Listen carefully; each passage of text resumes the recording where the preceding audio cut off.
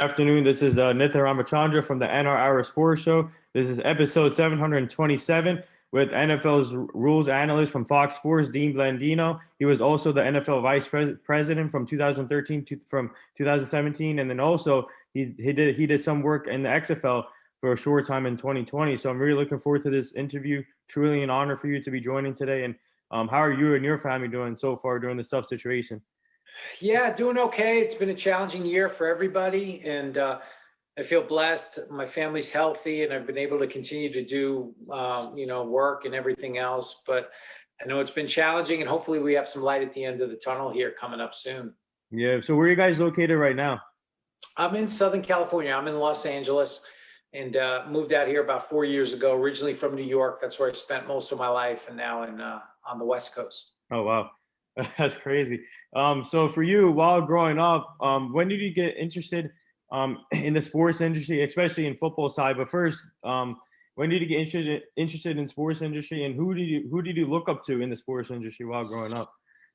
Yeah, I love sports. I played sports from a young age. Baseball was really the first sport that I played, Little League, and then got involved in hockey and football and basketball. And I loved all of it. And I really wanted to pursue a career in sports.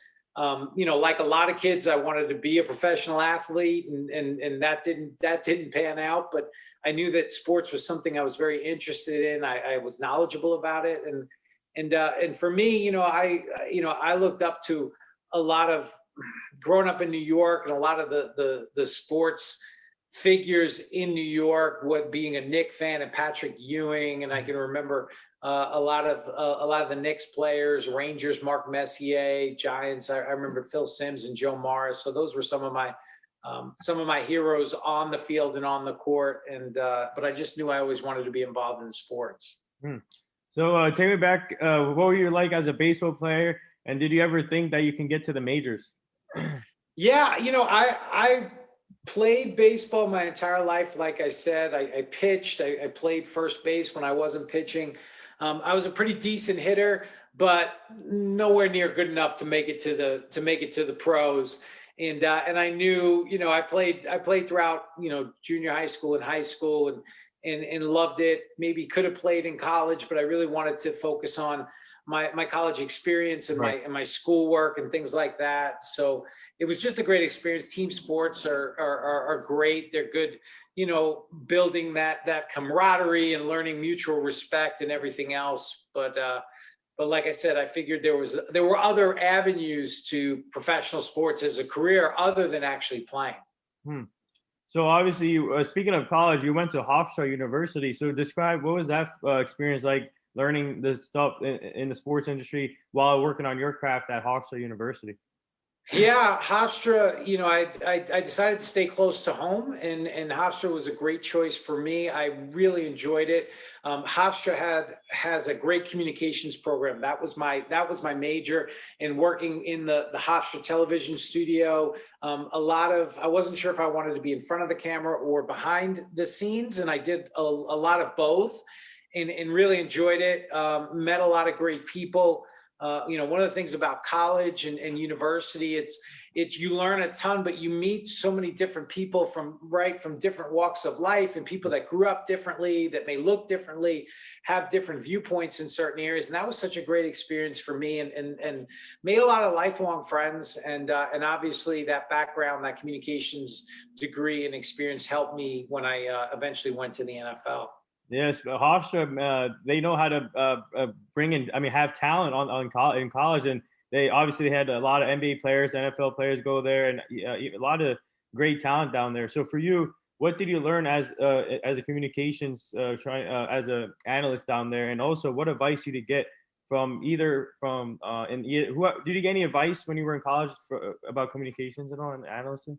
Yeah, I learned a ton, and again, what my experience has been is really just try to diversify and learn a lot of different. Like, you can always add to your skill set and try to, maybe it's something you didn't think you might be interested in, but if you try it out, maybe it is something that becomes more of a pursuit for you. So for me, it was just continuing to expand my skill set, learn as much as I can.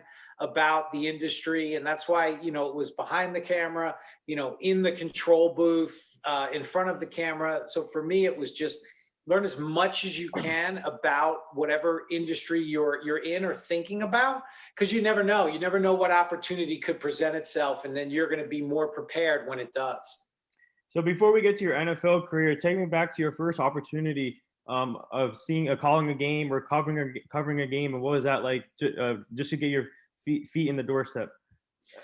Yeah. So for me, I had two layers to my career. One was with the NFL, and I started as an intern in the officiating department, and I didn't have any officiating experience. It wasn't something I necessarily was exposed to, but it was the NFL. I wanted to get my foot in the door. And I kind of learned officiating from putting videos together and having really good people around me that took an interest in my career. And then, I spent 20 plus years at the NFL. And then I moved to the TV side with Fox Sports in 2017. And that was definitely a challenge, being on camera, and you're basically on call during a game, and you have a producer in your ear, and you can communicate to the TV truck, and they may come to you, and you may have like 10 seconds to get prepared and then go on the air. So that was definitely an interesting experience for me. I feel like I'm still learning and getting better 4 years later. And I think I'll always continue to strive for that improvement, but it's been an interesting journey for sure. No, in my opinion, you're one of the best out there. No, I appreciate that. Thank you. Because I'm a Dallas Cowboy fan, so whenever they're on Fox or whoever, we watch all the games. But whenever Fox is on and you're on there, you make it better for the fans to know what's going on in the game. So, but I appreciate that. No problem. So I want to ask you this. Obviously, you were a vice president also in the NFL from 2013 to 2017. So describe that feeling. What was that like, being a vice president in the league? Yeah, it was definitely a humbling experience, starting from an intern and then, not having the officiating experience. I thought there might be a glass ceiling that I couldn't really ascend to being in charge of all of the officiating department. And I was able to get through that and break that barrier. And it was just, one of the accomplishments in my life that I'll always be most proud of. But it was like, okay, now you're in this position. Now it's a lot of work. It's a lot of hours. It's a lot of scrutiny. And I loved it. I really enjoyed it. I learned a ton. I was surrounded by good people. And but it was definitely a moment where you kind of sit back and you go, wow, this is the culmination of a lot of hard work. And the hard work was really just beginning at that point. So obviously, the important thing here in the sports industry is making connections and networking. So actually, we had Demarius Smith on the show too last couple of months back, and he was an honor to talk to, and he's one of the best too in the NFL. But what's it like connecting with him, Roger Goodell, and also and Troy Vincent is another one out there too. So what's it like making those connections, especially in the NFL? Yeah, the connections are so important. It's relationships. When I became vice president of officiating at the NFL, I really felt like the relationships that I had made up until that point and through that point were really going to help me, communicate with people. And that's relationships with coaches and GMs, owners, commissioner. I know Troy Vincent is a close friend of mine. I've worked with him for a long time. And again, those relationships are what can help you when you're dealing with different types of people and trying to have a conversation or make somebody see your point of view. The better your relationship is with that person, the more likely they are to listen to you and kind of see your perspective. And so making connections is so important at all times in your life and your career, because you just never know when that connection, when that relationship will become, something that helps you.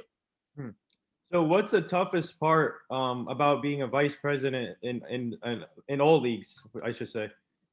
Yeah, I mean, I think there's a lot of responsibility for me being in charge of the officiating department. There's a ton of scrutiny whenever there's games on. Yeah. You're just really hoping that the officiating isn't the story, because usually when the officiating is the story, it's not positive, it's negative. And so it's just the scrutiny and the attention. The NFL is right. It's the most popular sport in this country for certain. And so with that comes a ton of, you're under a microscope, and you have to continue to work under that microscope and know that everybody's watching and listening, and you got to try to do the best you can within that environment. So that was probably the toughest thing, the scrutiny for sure. Yeah. So what's it like working on Fox? And obviously they just announced that mega deal now with Fox and NFL. And how Yeah. excited are you about that? Yeah, I'm really excited that we continue our relationship with the NFL. I've really enjoyed my time with Fox, and I work with a ton of great people, and from all the way to the highest executive to everybody that is a support person and on the technical side. Everybody's been fantastic, and I'm really happy to see what the next the next 10 or 11 years, whatever the length of the contract is, what innovations and how is the game going to look different on TV, right? Because 10 years ago, it looked different than today. And I think 10 years from now, it's going to look different. And what other cool things are we going to be able to do to make the experience that much better for the people watching?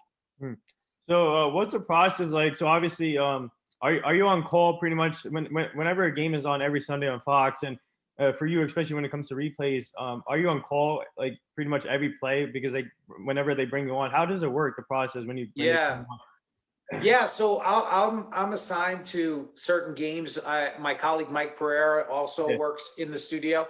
So I'll have a set of games, he'll have a set of games, and we're in a studio with a big monitor wall that has all the games on, and so you can look at it on the big screen. We also have a station in front of us, a monitor with playback capability, so I can run the video. Also have a touch screen where I can jump from one game to the next. Oh wow! And so you're basically watching the game. And, if there's a close catch at the sideline, I can start to look at it right away and start to slow it down and look at the replays that come in, because I've got to be prepared, because if the coach throws a challenge flag, now they may come to me and ask me, okay, Dean, what are your thoughts on this? So it's really, you don't know when you're going to come on. Very, very rarely do you know, like maybe hey, Dean, there's a commercial break. Once we come out of the break, we're going to go to you. But usually you only have a couple of seconds to prepare, look at the play, and kind of formulate your thoughts on it. So it's a lot of fun. That was the one pleasant surprise about game day, that there's a lot of pressure and there's a lot of excitement. So speaking of Mike Pereira, what's it like working with that guy? He's a legend out there too, and one of in my opinion. So what's it like working with him? Yeah, it's been great. I've known Mike. I've worked with Mike since 1996. So Wow. we were at the NFL together, and so he was a big part of me going to Fox when I left the NFL. And I've learned a lot from him about, just rules and TV and how he presents himself, because he was really the first person to do it. He was the first person to be this kind of rules analyst, and kind of created a path and a career for a lot of people like myself. And it's been great. We're working with him. So before we go back to the NFL, I want to ask you about your experience at XFL. So what was that like? Obviously, you were the head officiating crew there, and what was it like seeing these players and XFL coming together and making their own league? Yeah, it was such a great experience, and having come from the NFL, which is established, right, 100 years. There's a lot of tradition.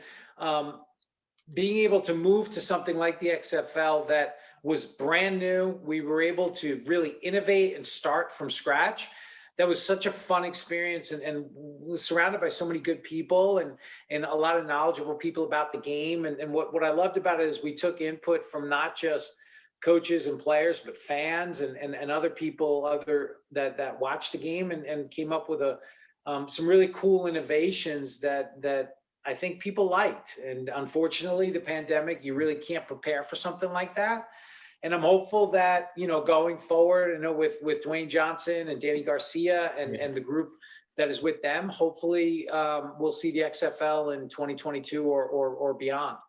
Yeah, because they have a good leadership going there with Dwayne Johnson, like you said, and Danny Garcia. So for you though, what was the most exciting game that you did officiated? I mean, looked at in XFL this year or last year? Yeah. Well, I mean, the XFL had a lot of great games.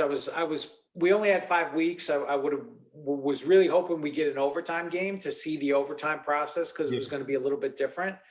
But there were really a lot of exciting games, and I felt like we were just getting our feet under us in that in that half a season, and I'm just hopeful that we can kind of do it again in the future. Yeah. So for you guys, how tough is it now, especially during COVID, and obviously spending time with the families, it's important too. And I see you on Instagram spending a lot of time with your kids, and so what's that been like the process like for that, spending time more time with your family, and but for job wise though, like how tough has it been for you guys though? Yeah, it's one of the reasons why I kind of the job I do now at Fox Sports was attractive. It was because it was going to give me more opportunity to spend time with my family, my kids, and because at the NFL, and I loved it, but especially during the season, it's long hours, it's 24/7, and you're on call, and you're talking to coaches from around the country and different time zones, and it was a lot, and I loved it, but I wanted to maybe, do some other things and be able to see with, I've got young kids and watch them grow up and do some things with them. So it's been great. It's been a great experience and really allowed me to spend more time with my children, which is obviously very important. Yeah. So speaking of sharing your story, what's it like sharing your story on different platforms like this? And I just saw your interview with Global Kid Media on his show today. He does a great job with his show, and actually he's part of our team too. So, but what's it like just sharing your story on these platforms?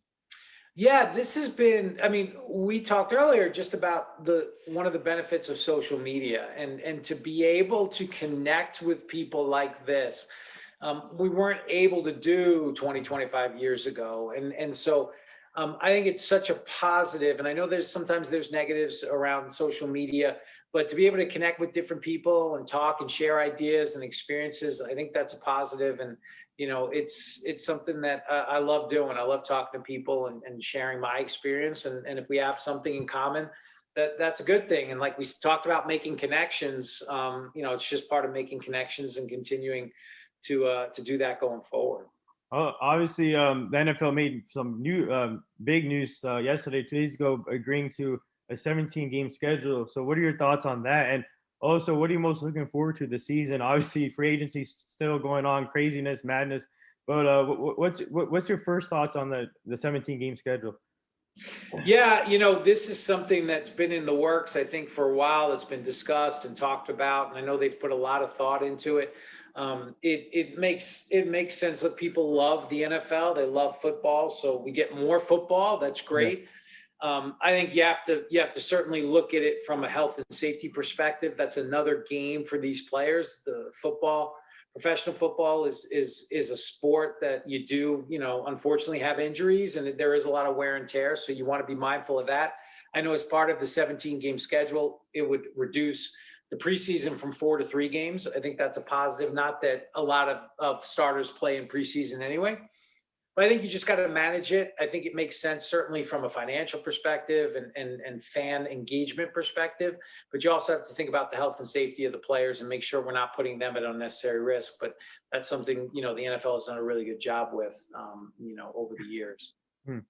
So obviously this month is Women in History Month, and so what's it like seeing women getting more opportunities in sports, and not only female sports, but male sports?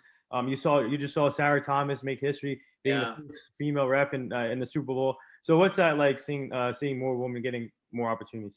Yeah, I think it's great. That's something that, for me, coming from outside of an officiating background, and the people that gave me an opportunity, I always felt like I wanted to give opportunities to people that were denied those opportunities. And for a long time, female officials, especially on the football side, they didn't have the same opportunities. And we were part of hiring Sarah Thomas in 2015, and to see her in her career, go from starting at the lowest level and working her way up to the NFL, and now having worked a Super Bowl, it's so amazing to see. But now, and there's more work to be done, and hopefully one day it's just not a story. The NFL just hired Maya Shaka, who is now the next female official in the NFL, which is an amazing accomplishment for Maya, and she's put in the work, and she's been, she's kind of paid her dues, and hopefully one day that it won't be a story. It's just we have officials and they're male, female, black, white, Yeah. whatever it may be, and I think that's the goal. Yeah. So a couple more things here before we let you go. What advice would you give to these young kids or young people or young athletes that are trying to get to their goals? And what would you say to the people that trying to be in the same business as you as officiating? Yeah, I think sometimes, I always preach patience, because sometimes we want it right away, right? We have a goal and we want to get there yesterday, and it doesn't. And if it works out that way, great. But don't get discouraged. Be patient. Sometimes, for me, drawing on my experience, if you'd have told me, when I graduated college that I'd be doing this, I would have said, you're crazy. I don't know anything about officiating. So opportunities will present themselves. Be patient. And like we talked about, meet many people as you can, make as many connections as you can, and just be positive. And because you want people to come away from their experience with you with a positive feeling versus a negative feeling, because that's going to last. That's going to make an impression. And you just never know. You never know what that could be and what it could lead to. So again, I think just be patient and try to remain positive when you do meet new people and make those connections. So I'm gonna put you on the spot now. So, what was your toughest? What was yours and Mike's toughest game to call and to officiate? And what was the toughest replay? Yeah, for me, I was a replay official for a long time. I never was on the field. I don't know what Mike would say about his toughest call, but for me, the most controversial call I was a part of was the Des Bryant play against Green Bay. Yeah, I'm so mad you about being that. a Cowboys Yeah. fan, I'm sure you love that call. But No. that wasn't, the rule at the time, that wasn't that difficult of a call. I remember being in the replay booth for the Patriots and Giants with David Tyree and the helmet catch. Yeah. That one. Julian Edelman against the Falcons, which was a really close catch.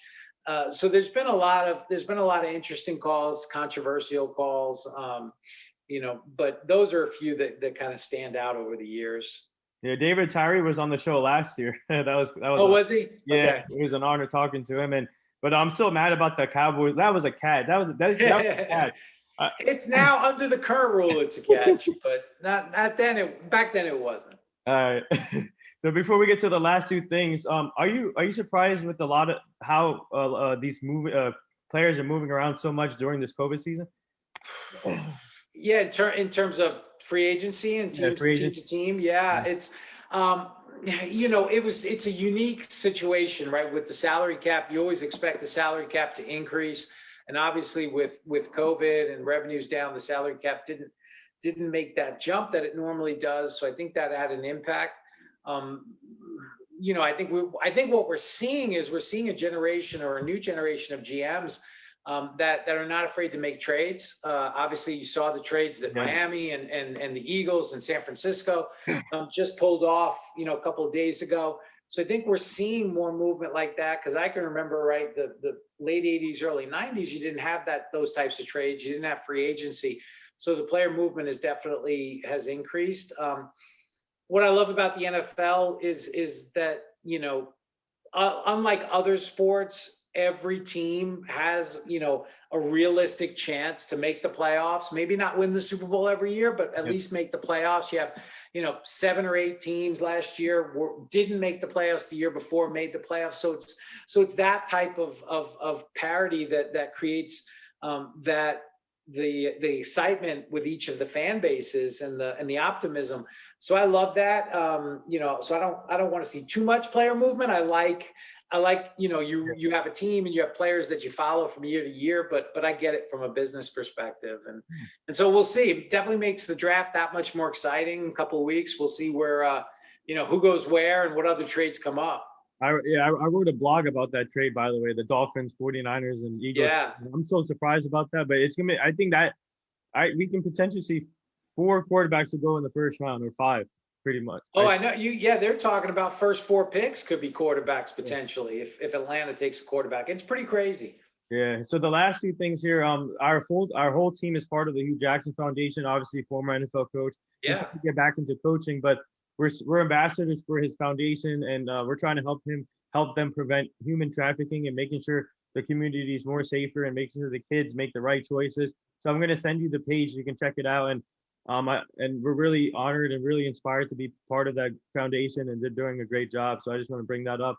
And the last thing here, would you like to say anything to all the nurses, doctors right now, and the essential workers? Yeah, I mean, thank you. Everyone that's been on the front line during this entire ordeal. I can't imagine the sacrifices that you've had to make to be out there and helping us do the little things, and even the people, just the people that work in the supermarket and the people that do different things around that allows us to maintain some kind of normalcy during a time that's not normal. Thank you for everything that you've done, and I just hope that everybody's safe and healthy. And please send me the information about Hugh's foundation, because I want to learn more about it.